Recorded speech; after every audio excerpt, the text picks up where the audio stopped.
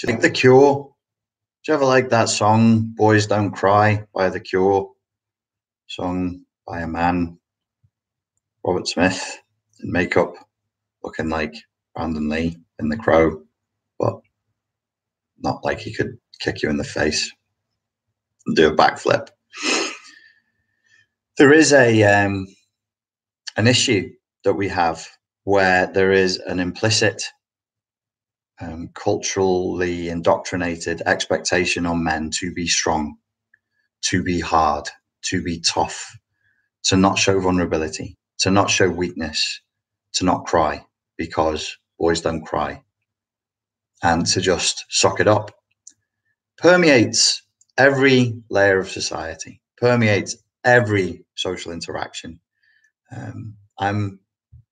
At the moment, I do dance classes at Liverpool University. It's bachata I like to do, and they're lovely people. They're really, really sweet, very super polite, really nice kids, really bright bunch. It's a good university, and the teacher who runs it is dead cool as well. Really nice guy. And we're in this sort of, this year is the first year I found that in dance classes, people have stopped saying men and women. We're now saying leads and follows, which is fine, because, there's nothing wrong with women leading. There's nothing wrong with men following. If you go to a club at night, like I've seen it around London, you'll see gay couples dancing together, doing that ninja level Cuban stuff that I couldn't imagine doing, and good bachata dances. Even under such circumstances, the way I'm saying we, the royal we, it's not particularly me that is all that bothered about it. I'm like, well, just get on with it. Just do what you're supposed to do. But even under those circumstances, where we're trying to be politically correct, where we're trying to be progressive, where we're trying to not let assumptions that would be considered sexist or gender bias creep in, it's still there. It's so there. It's still baked deep, deep into the cake.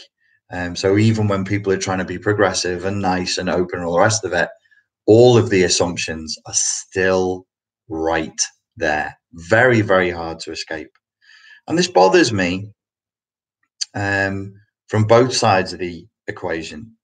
It bothers me because it's a cultural coordinate that is so deep and so buried that it's hard to see. It sits in a blind spot.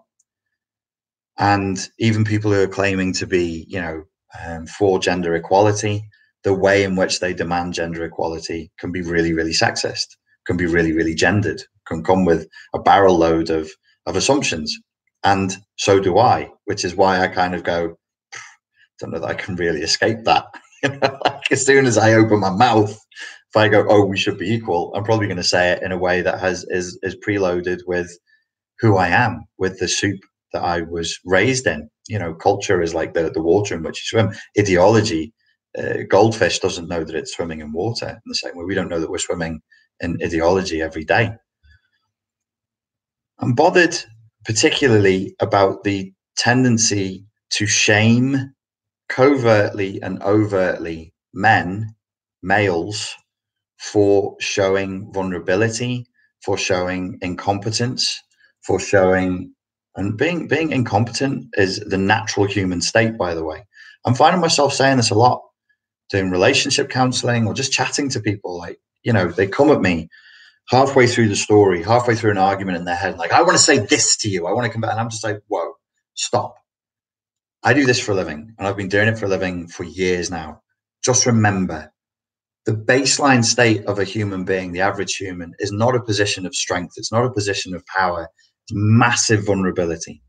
Everybody is a mess.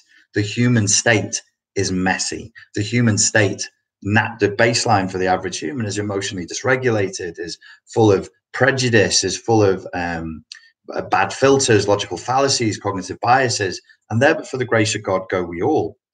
So one of the things I'm finding myself saying to people is, look, be humble and try and be compassionate, but not in this weird patronizing tolerance way. I'm right there with Slavoj Žižek on this one. I loathe the way people are talking about tolerance nowadays. I don't want to tolerate you, and I don't want you to tolerate me. When I'm in a hotel room in a hot country and there's a mosquito, I tolerate the mosquito. Tolerance implies irritation. It implies like it's really, really annoying, and I'm just gonna deal with this. I don't want that. I think that's a piss weak aspiration for a person and for a culture. Tolerance. Let's be tolerant. Oof, how awful. You've got to be very, very careful. I don't care what your cultural background is. I don't care how you identify in terms of your gender. I don't care what your biological sex is. We all do it, myself included. I treat men differently than I treat women. I don't think that's going away in this lifetime. I really don't. I'm an optimist, but I'm a realist. And I'm not even totally convinced that it's right for me personally. I'm saying personally, I can't tell you what to do. I'm not sure it's right for me to treat men and women exactly the same. I'm not convinced. I've not been sold on that. The way I talk to women is the way I found it effective to talk to women. The way I talk to men is the way that I found it effective to talk to men. And yes, I am aware sometimes when I'm talking to men and I'm talking to women, I'm using poor cultural coordinates to do it. But if they're already steeped in that, what am I going to do? Give them a lesson first, which is going to totally put them off and break rapport? Or do I just meet the client where they are? I meet the human where they are with the hope of having the best impact that I can. We need now, though, to make positive moves in the right direction in a way that isn't false, that isn't weird, that isn't artificial, that isn't bullying, that isn't demanding, that isn't patronizing, that isn't passive aggressive, and that is truthful, that is kind, that is humane, and that is human, meaning it accounts for human fallibility, it accounts for vulnerability, it accounts for confusion. And some people just can't think very clearly because they're traumatized, because they've been brainwashed because of all these things, and to just demonize them and make them the enemy is not going to help. We need to start looking at creating some kind of a space in which men can feel okay with saying, I don't feel okay right now. I don't feel good. And he's not less of a man for that. So to guys, I would say, if one of your mates does say that, don't do the knee-jerk reaction thing of being like, oh, you fucking pussy. Oh, you faggot. That's not helpful. That's not good. Men are killing themselves in a much higher proportion overall than women are. They actually execute and finally kill themselves rather than just attempting suicide at a much higher rate because of this isolation, because of emotional illiteracy and the incapacity to be able to relate to another human being and say, I'm in pain, and have that other human being go, I acknowledge that you're in pain, which is, by the way, chaps, is something that's all we need to do. I was doing a retreat recently, and I said this to the guys in the room. It was a heartache, overcoming heartache, how to break up retreat.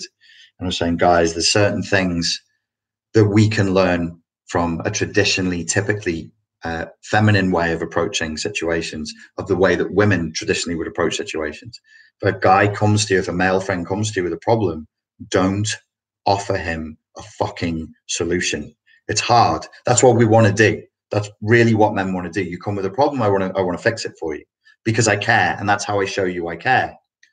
But what women will do is they just listen generally. Like, let's make massive generalizations. You can beat me up in the comments and tell me I'm not politically correct. Don't give a fuck. Generation X, not bothered. Is women will just listen and they'll reflect back. That's what men need to learn to do. Don't offer solutions all the time. Sometimes just listen and just reflect back. Listen without prejudice, listen without judgment, and go, okay. The other thing that we'll see women traditionally doing that men don't do is when they're in pain or following a breakup, is to network, is to actually work with each other and support each other and rely on their friends. We don't do that. We don't do that. Now, is it biological? Is it cultural? It's probably both. The tendency to walk away with a problem find your man cave, go in there and wrestle with it on your own so that you can emerge victorious and say, I did this alone. It was me. I made this thing work again. Well, I just referenced the male suicide rates. There's a correlation between that tendency and the tendency for men to end up killing themselves.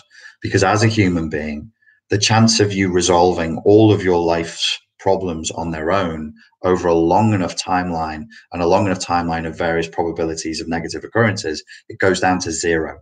The more time, the more pressure, the more crises, the more issues, the probability of you surviving that on your own reduces to zero over a long enough timeline. Keep that in mind. There are things that usefully women can model from men, and that I do when I'm coaching women, encourage them to do better critical thinking, an approach, a more of a philosophical approach to problems, to where you can just go back and forth and discuss it, and being more solutions focused and goal orientated. So we all need yin and yang. We all need both. You know, I won't digress too much, but when I'm hearing some famous public speakers now talk about the masculine and the feminine, and that becomes one of the things that they're referring back to a lot, and they're particularly referring back to and using it to justify their philosophy, they're using Eastern thought and they're misrepresenting it. I get a little irritated with that. The whole point of the yin yang as it was developed in ancient China and everywhere else that took from that, it took it from ancient Chinese philosophy, whether it's Confucianism, whether it's Taoism, wherever you see the yin and yang is, it's about integration. It's about integrating the two. In Chinese medicine, your organs have yin and they have yang. If the yin and the yang is balanced in the organ functions. If it becomes too yin or it becomes too yang, you get sick. Your whole body, your whole entity. If it is too yin, then you will become passive and depressed. If it is too yang, you'll become hyperactive and too aggressive. Silly examples off the top of my head, but it's in that direction. So we've got to find integration. We've got to find balance. Women, when you see a man show vulnerability, we all attack vulnerability. We all will feel an instinct to attack vulnerability in others. So men will attack vulnerability in men by shaming him for being vulnerable, by mocking him for being vulnerable. Women will attack vulnerability in men, and sometimes they don't realize they're doing it with fear. For some women, you can see a knee-jerk reaction to vulnerability in men as fear. This is making me feel insecure, and then they can attack. Then they can become angry. You're making me fearful, and then attack. And then they also will engage in shaming the man in exactly the same way that men can end up doing, by attacking his manhood and going, okay, well, this makes you less of a man.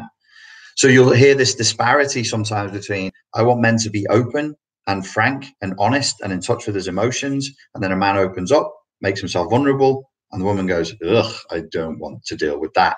We all have that to a degree. It's even professionals, even coaches and therapists. When I'm working with professionals, I'll always say to them, and if you ever work with me and you're a professional in the healing field, you'll hear me say, don't flinch. Don't fucking flinch. Your client knows when you're flinching. So if I reveal something to you that's very, very personal, some pain, some trauma from childhood, and you stutter, and I can see the shock or the fear in your eyes, you've broken rapport. And also you've disqualified yourself as an authority figure in that arena. So I'll be like, okay, I'm actually not going to share any more with you because I don't believe you can handle this. And now I'm concerned that you're judging me for it. So don't flinch. Similarly, if you can, even though, you're not professionals, but with your mates, when they're telling you stuff, try not to flinch. But if you do flinch, let them know, be like, wow, I've never had anything happen to me like that in my life. And honestly, like, I feel really, really bad for you. It's kind of shocking for me. I need a minute to just process that. But I want you to feel like you can tell me this, but it's so outside of my experience, you kind of like freak me out a little bit. Okay, let's just slow down here. You can keep telling me, but make sure you don't covertly or overtly control men and boys' emotional responses. There are things out there. I've seen like videos go viral where there's a dad telling his son who's getting an injection, like, men don't cry, don't cry, don't cry, men don't cry, don't cry, don't cry. Yeah, Yeah, keep not crying, keep not crying. And then what's going to happen? Be a mass shooting or suicide 20 years down the timeline. You need to cry sometimes because you're a human being. Got people out here screaming for equality and then treating genders in a very, very unequal way based on cultural conditioning and being very, very cruel. There are people out here who are depressed as fuck, holding on by a thread. I've seen it on social media. I've seen it recently. I'm not talking about kids now. I'm talking about people my age, men attacking men. And I'm like, how can you not see how fragile that person is? How can you not see how hard daily life has become for that individual? And I've even seen guys who are struggling with mental health issues themselves attacking other guys struggling with mental health issues. These are people I know. I got the inside track. I'm like, you're there asking for empathy, you're asking for sympathy and compassion and complaining about people being cruel to you. So is your behavior empathic and compassionate? Are you not just repeating the cycle of intimidation and bullying and targeting and being predatory? Look at yourself. Look at yourself. Be humble. Shut up. Sit down. Just shut up, sit down, think. Be humble. Think it through. What is the impact that your words are having on that person?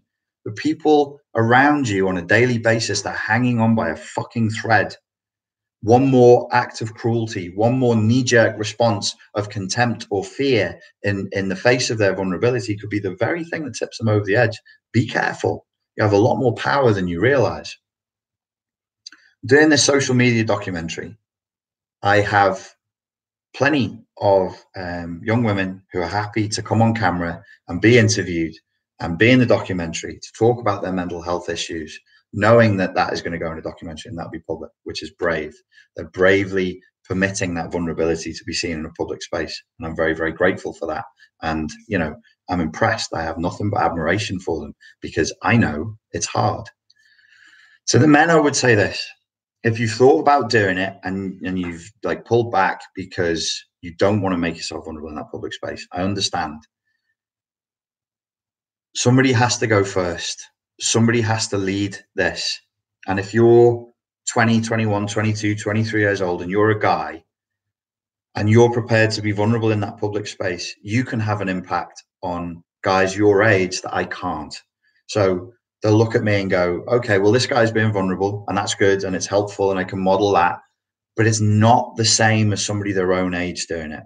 These people, these guys your age in their early 20s and their late teens, they need to see other guys coming out and saying, yeah, I have body dysmorphia issues because my eyes are being bombarded every fucking day by images of what hyper idealized men should look like. I'm being bombarded with images of fitness models with 9% body fat who probably represent less than 0.2% of the population, or even less than that. Very, very few people really look like that. Plus it's photoshopped, plus the dude's probably on steroids, and now it's in my face all the time. And I'm being told that's how to look. Now I have body dysmorphia. Now I have eating issues and I have other issues and I'm using drugs trying to attain that standard. Be great if I could get some guys on camera to talk about that, because I know that they do. Guys who are struggling with anxiety, guys who are struggling with depression, guys who want friends, but their friends won't talk to them because they're talking to them and they're doing this and scrolling through their phone, with less than 5% attention facing outward, and they feel sad. They just feel fucking sad. They feel sad, they feel isolated, and they feel depressed. But who can they tell?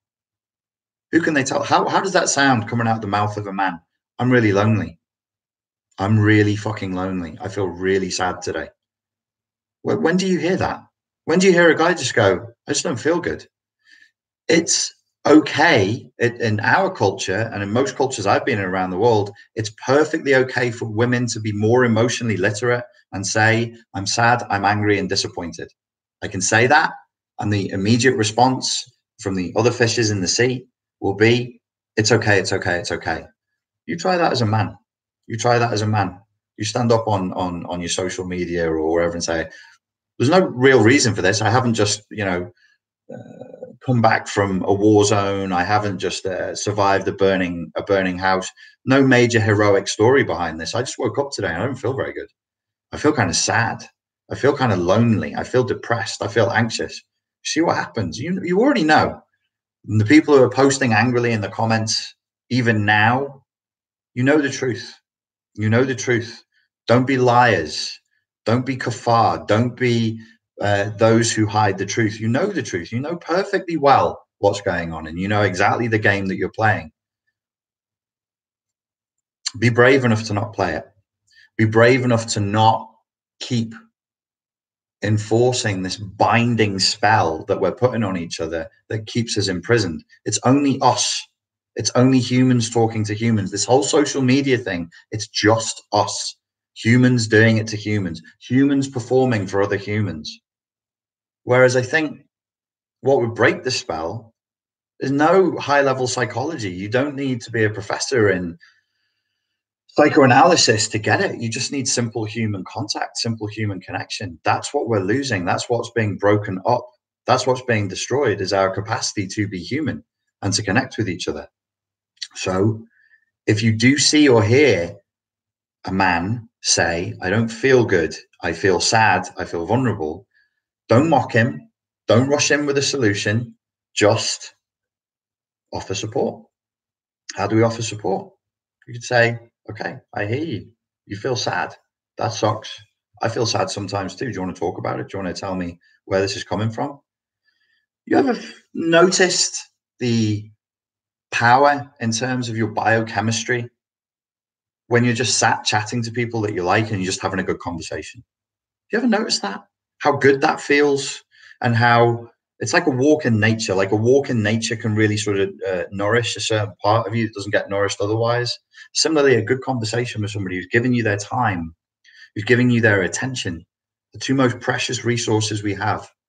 I'll give you the gift of my conscious awareness. Okay, I might only be able to do it for 15 minutes. I might only be able to do it for half an hour, but I can give it to you for some time. And in that offering of my conscious awareness, in that offering of the gift of time and attention, something changes in you and you feel differently. Why do we take all these drugs? Why is like Big Pharma got this hold in psychiatry on antidepressants and anti-anxiety and whatever drugs they've got?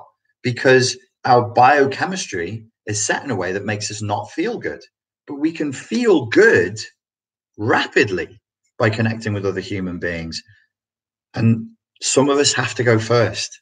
If I want to get a quality of time and attention, a quality of consciousness from you, I probably need to offer it first. If I want more vulnerability from men, I go first. I have been doing it here, by the way. The engagement on the channel, the viewership on the channel is 50-50 men and women. But you scroll through the comments and you think, oh, this is a channel for women. No, it's the last time I checked, 51% women, 49% men. The percentage of comments, 5% men. Why? Because they don't want to be seen. They don't want to be seen commenting on my videos, because that means they're watching the videos. And if they're watching the videos, it signals, because YouTube is social media, and in social media, as Sam Vaknin said in the interview, which I hope you've all watched now, it's all about signaling. It's not really about communication. It's about signaling to the world who you are. Now, as a woman, you can signal to the world who you are by commenting on one of these YouTube videos, one of mine, by saying, I'm emotionally literate, I'm interested in psychology, whatever, like whatever you think, or it is thought, watching one of these videos or a video like mine signals to the world. But as a guy, God, I don't know. I don't know how I would feel, and I'm not really fucking bothered. I don't really have like a massive sense of social shame. But, I don't really comment on videos. But if I did, it would be in my mind, like, how does this look? How does this affect my brand? How does this affect, when I say brand, I don't mean Spartan Life Coach. I mean Richard Grannon. I mean the personal, because we all have a personal brand. Will people now perceive me as weak? Will people start wondering if I have something going on in my life that I need help with? Which is really annoying when people do that, but that can happen too. So I would like to create or have an impact, an influence on the culture such that we can start saying, okay, it's okay for guys to not feel okay. It's okay for guys to not be, I'm fine, I'm fine, I'm fine, I'm fine, I'm fine. It's okay for guys to say, I don't actually feel okay. I don't really feel very good. I feel lonely. I feel anxious. I feel depressed. I feel isolated. I feel frustrated, whatever it is. Because right now, what are men allowed to say? They're angry. I'm okay. I'm angry. Anger is a masculine emotion. It is believed. It is known. So I'm fine or I'm angry. And what's the end result of that? What's the end result of that implicit cultural code? We see men bottling everything up, and then their expressions, when they come from the bottling, are expressed as what? Expressed as rage, expressed as anger, because you're not allowed to be sad. And if you are sad, you have to be like a goth or an emo or into industrial metal, you know, like you try and find models for guys who can be vulnerable, and it's quite dramatic. It's quite extreme. You know, I mentioned Robert Smith, The Cure, uh, Chester from Linkin Park, may he rest in peace. You know, like when I was growing up, there was Trent Reznor, Nine Inch Nails. In these contexts, it was okay to say, okay, I don't feel okay, but it was extreme, it was dramatic, and it was theatrical, and it was art, of course, as well. I'd like it to be normal. Like what we find to be normal is extremely powerful. What you think of as normal is really, really powerful. What I think of as normal, that which becomes hyper-normalized in a culture, is extremely powerful. I'd like to hyper-normalize guys just going, I don't feel very good. And then other guys and other girls coming to them and going, hey, that's cool. Do you want to talk about it? Rather than trying to shame or coerce the emotion. Stop trying to coerce other people's emotional responses because you don't feel good. Stop trying to control the world. Stop trying to control other people. Engage in good philosophical conduct, critical thought. Sit back. Be humble. Be humble. Have the humility to go, I don't know what's going on here, and I'm happy to be detached and to observe and to accept. I just accept your experience. You don't feel good. Okay, I accept that you don't feel good. I'm here. You're here. And you don't feel good right now. Okay, let's see what happens. We can have a conversation. We can talk about that or not. Or we could just talk, because maybe just through talking, you'll feel somewhat better. So there's no like implicit, you have to do this or you have to do that. We've got to get men out of this, the emotional illiteracy of it's only okay for me to feel okay, bored, frustrated, or angry. That's it. I'm not allowed to feel anything else. That's not human. That's not an acceptance of the totality of a multi-dimensional human being and all of their wants and their hopes and their dreams and their fears, their traumas, their experiences, their pain, everything that they are. We live in weird times where we're telling ourselves we're really free. You can do whatever you want. And we're completely blind to how brainwashed and edited our so-called freedoms are. Again, to reference Slavoj Žižek, yes, you have freedom, but the freedom to do what? You have the freedom to do what you want within a tiny, narrow bandwidth. As long as you're in this bandwidth, oh, you can do anything. You can do absolutely anything within this bandwidth, is the whispered word that comes afterwards. If there are any young guys out there who were thinking of doing the documentary, but you're fearful of it, don't now feel obliged to do it. You do you. Whatever you're comfortable with doing, then you do it. I just wanted to make it clear, if you do that, you're going to get a lot of admiration and respect. Yes, some people are going to be dicks about it. Some people are going to try and shame you or mock you for it. I'm not going to lie, that's going to happen. But that's what makes bravery bravery. Like if something is easy to do with no negative consequence, that's not bravery. That's just doing something because you feel like doing it. Bravery is facing the danger, facing the fear, and doing it anyway. If you were thinking about it, remember how much positive influence you could have on guys your age. Remember that another guy your age in 2 years, 3 years, this will be online for as long as the internet is on. So it could be in 10 years time. It could be like 2028, and some kid who's now 12 is going to be 22, and he's going to watch you, and he'll be like, oh, okay, this is how I feel, and it's okay for me to feel this way because you went first. You led the way. Ladies and gents, thank you for your patience. That was a little bit rambly.